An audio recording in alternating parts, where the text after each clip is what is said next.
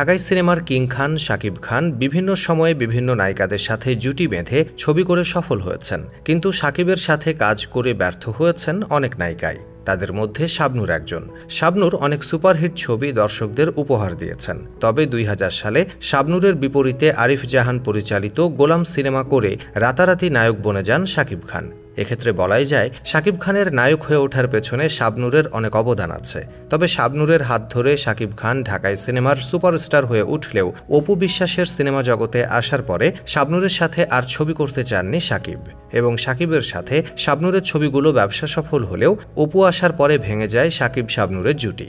শুরু হয় নতুন জুটি শাকিব অপু। এই জুটির ছবি দর্শকদের এতটাই মন জয় করে নেয় যে শুধুমাত্র দর্শকপ্রিয়তার জন্যই শাকিব অপু জুটি বেঁধে একাধারে ৭২টিরও বেশি ছবি করেন, যার মধ্যে বেশিরভাগই ব্যবসা সফল হয়েছে। তবে শাকিবের সাথে ব্যক্তিগত সমস্যার কারণে একসময় এই জুটিও ভেঙে যায়। তবে এখনও দর্শকদের মনে জায়গা দখল করে আছে এই জুটি।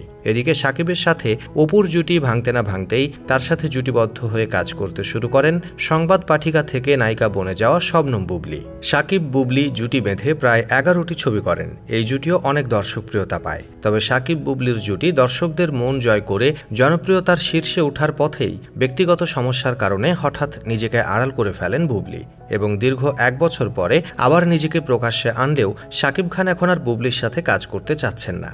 বন্ধুরা, শাকিবের সাথে ছবি করে সবচেয়ে বেশি সফল হয়েছেন অপু, বুবলী ও শাবনূর। তবে এই জুটিকে দর্শকরা গ্রহণ করলেও ব্যক্তিগত কারণে এদের সাথে জুটি ভেঙে গেছে শাকিব খানের। তাই বর্তমানে এদের কারো সাথে কাজ করছেন না শাকিব খান। তাই এখন নতুন নতুন নায়িকাদের সাথে কাজ করছেন তিনি।